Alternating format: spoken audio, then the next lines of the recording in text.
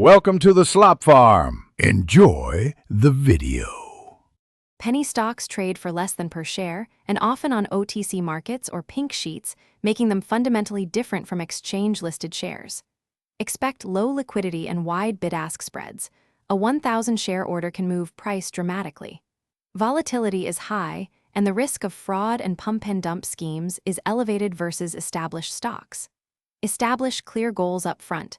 Determine capital allocation, set a stop-loss percentage, and define a realistic target gain to guide disciplined decisions.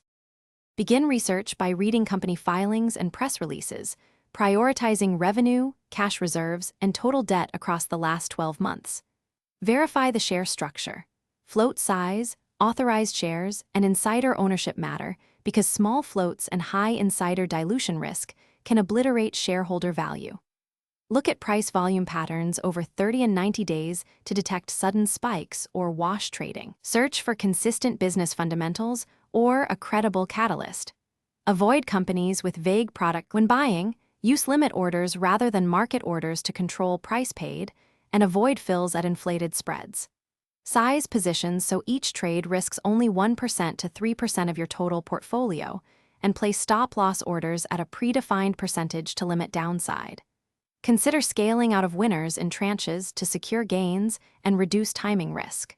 Track every trade with entry, exit, fees, and rationale for performance review and tax reporting. Retain cost basis for Form 1099 and capital gains calculations.